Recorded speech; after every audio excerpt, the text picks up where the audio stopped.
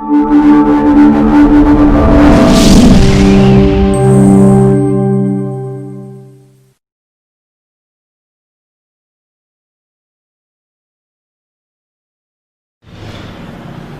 باللہ من الشیطان الرجیم، بسم اللہ الرحمن الرحیم۔ السلام علیکم ورحمۃ اللہ وبرکاتہ۔ عزیز طلباء، میں آپ کا انگلش ٹیچر منصور شہزاد، اور 10th کلاس کے لیکچر ریکارڈز ہو رہے ہیں، اور آج لیکچر نمبر 14 ریکارڈ ہونے جا رہا ہے۔ آج تھرسڈے ہے، جمعرات کا دن ہے، اور آج ڈیٹ ہے 21۔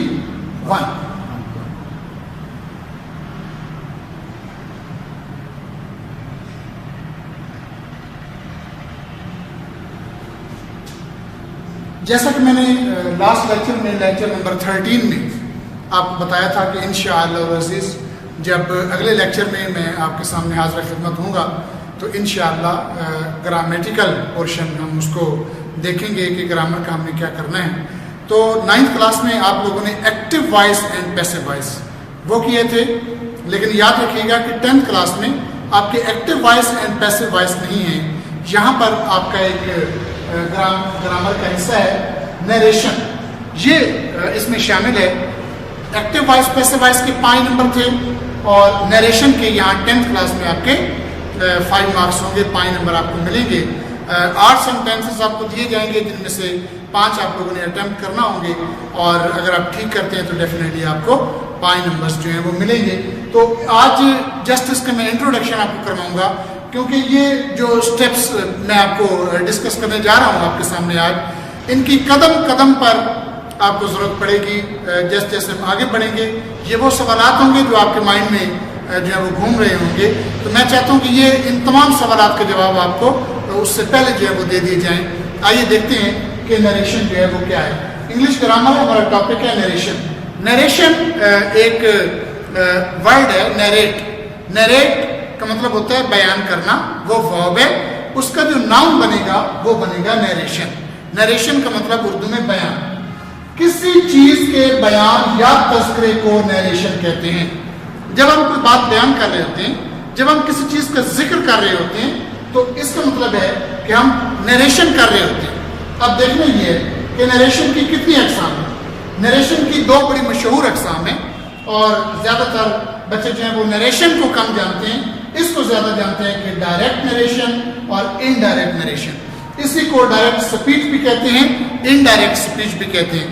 یعنی ڈائریکٹ نیریشن کی بجائے اگر کوئی ڈائریکٹ سپیچ کہہ دیتا ہے تو آپ نے پریشان نہیں ہو جانا، same situation will be over there, means وہی ڈائریکٹ نیریشن اور انڈائریکٹ نیریشن، روایت لفظی اور روایت معنوی۔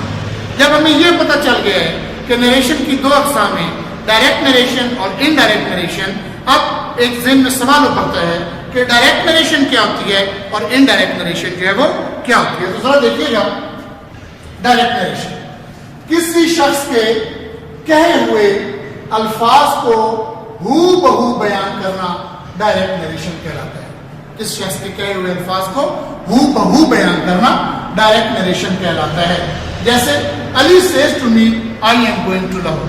دیکھیے سپوز اس کے ایگزامپل میں آپ کو یوں دینا چاہوں گا، آپ اپنے گھر میں بیٹھے ہیں، جسٹ آپ بیٹھے ہیں اور آپ کی مدر بیٹھی ہیں، اور ساتھ والی کوئی آنٹی آئی ہیں آپ کے ماما کے ساتھ جو ہے وہ بات چیت کر رہی ہیں، اور ان کی گپ شپ جو ہے وہ جاری ہے۔ اس دوران باہر بیل ہوئی ہے، ڈیفینیٹلی آپ کی مدر نے آپ کو کہنا ہے کہ جاؤ باہر دیکھو کون آیا ہے۔ اب باہر بیل ہوئی ہے، آپ باہر گئے ہیں، آپ کا کزن جو ہے اس کا نام سپوز علی اس کا نام ہے، وہ موٹر سائیکل پر ہے، اور ابھی موٹر سائیکل اس کی سٹارٹ ہے، موٹر سائیکل اس نے بند نہیں کی۔ آپ نے دروازہ کھولا، جسٹ اس نے اتنا کہا کہ I am going to Lahore, میں لاہور جا رہا ہوں۔ A lot of questions were popping in your minds، آپ کچھ اور پوچھنا چاہتے تھے اس سے، لیکن اس نے صرف اتنا کہا کہ I am going to Lahore, میں لاہور جا رہا ہوں۔ اب آپ کو بات کرنا بھی چاہتے، لیکن وہ موٹر سائیکل چلا کر جو ہے وہ چلا گیا، آپ نے دروازہ بند کیا۔ اس دوران جو آنٹی ہیں اور آپ کی جو مدر ہیں وہ مسلسل باتیں جو ہے وہ کر رہی ہیں۔ اب آپ کی امی نے پوچھا کہ کون تھا؟ اب جو بات علی نے کہی تھی کہ میں لاہور جا رہا ہوں، اس بات کو بتانے کے 2 طریقے ہیں۔ ایک طریقہ تو یہ ہو سکتا ہے کہ آپ کہیں ابھی ان کی گفتگو کے دوران ہی آپ بات کر رہے ہیں کہ علی تھا، علی سیز ٹو می، علی مجھے کہتا ہے I am going to Lahore, میں لاہور جا رہا ہوں. یہ وہ سیم ورڈنگ ہے, actual words of the speaker, یہ وہ سیم ورڈز ہیں جو علی نے کہے تھے. تو اب جب آپ نے یہ کہا I am going to Lahore, اب آپ کی جو آنٹی آئی بیٹھی ہیں انہوں نے یہاں پیچھے انہوں نے نہیں سنا, انہوں نے یہاں سے سننا شروع کیا, I am going to Lahore, میں لاہور جا رہا ہوں. تو انہوں نے کہا کہ بیٹے تم تو کل بھی لاہور گئے ہوئے تھے اور پھر کہہ رہے ہو کہ میں لاہور جا رہا ہوں, حالانکہ آپ تو لاہور نہیں جا رہے. اب بات کے اندر جو ہے وہ ایک کنفیوژن پیدا ہوگی, ایک ابہام پیدا ہو گیا. اب اس بات کو کلیئر کرنے کے لیے جب آپ نے ڈائریکٹ نریشن میں بات کی ہے تو بات جو ہے وہ الجھ گئی ہے. یعنی آپ نے actual words of the speaker, direct narration کا مطلب یہی ہوتا ہے کہ کسی شخص کے کہے ہوئے الفاظ کو ہو بہو بیان کر دینا جیسے اس نے کہا تھا, تو یہ کہلاتا ہے ڈائریکٹ نریشن. جیسے اس نے کہا تھا I am going to Lahore. لیکن اس میں پرابلم یہ ہوتا ہے کہ اس میں بات جو ہے وہ الجھ جاتی ہے, اسی لیے ہم ڈائریکٹ نریشن سے انڈائریکٹ نریشن میں جاتے ہیں. اب دیکھتے ہیں کہ ذرا انڈائریکٹ نریشن کیا ہوتی ہے. کسی شخص کے کہے ہوئے الفاظ کا مفہوم, بات اسی کی ہو لیکن اس کا مفہوم اپنے لفظوں میں بیان کرنا انڈائریکٹ نریشن کہلاتا ہے. اب ذرا دیکھیے گا, اگر پہلے ہی بات یوں کی جاتی تو آنٹی کو یہ سمجھنے میں پریشانی نہ ہوتی کہ I am going to Lahore, میں لاہور جا رہا ہوں. اب ذرا دیکھیے گا, Ali says to me that he is going to Lahore, وہ لاہور جا رہا ہے. اب بات علی کی ہی ہو رہی ہے لیکن آپ نے یہ کہا کہ ہی از گوئنگ ٹو لاہور.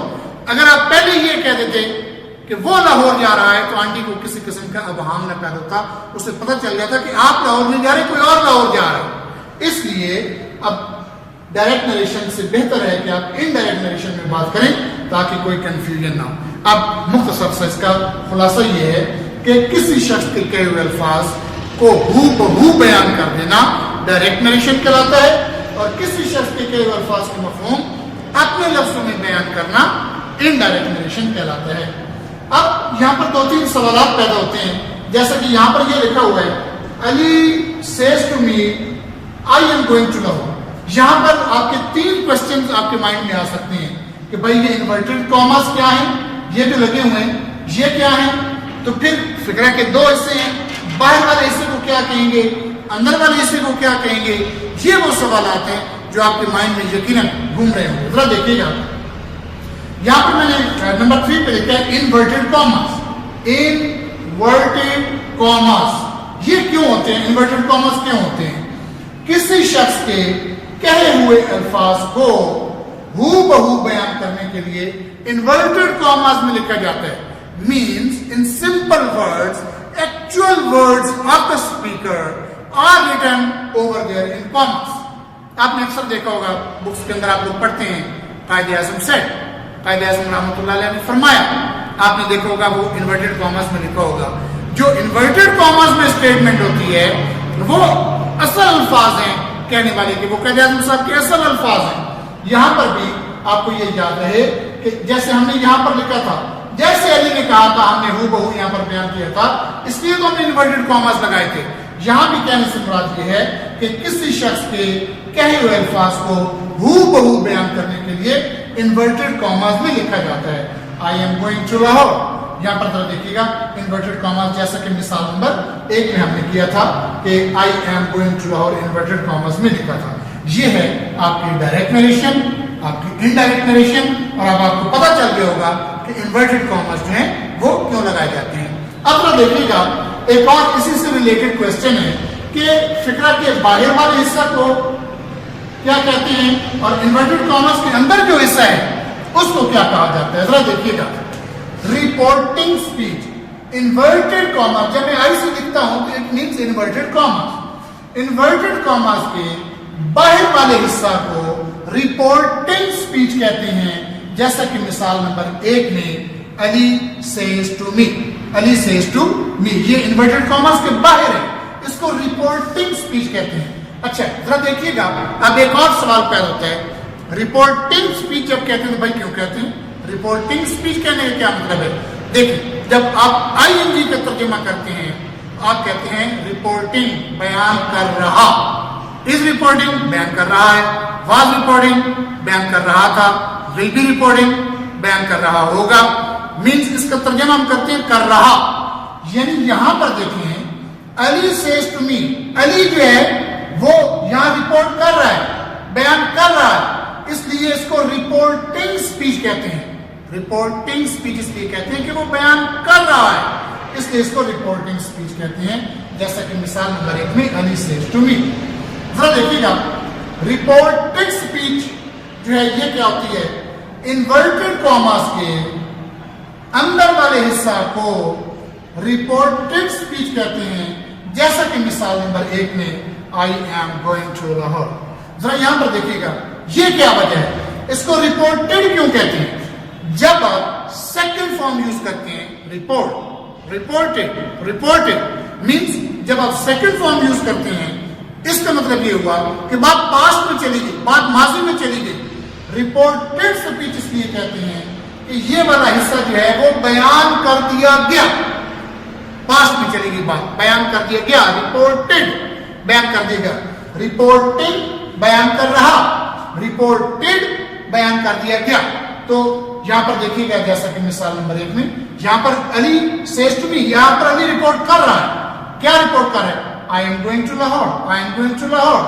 یعنی یہ رپورٹ کر دیا گیا، رپورٹڈ. مختصراً یہ کہ کسی شخص کے کہے ہوئے الفاظ کو ہو بہو بیان کرنا ڈائریکٹ نریشن کہلاتا ہے.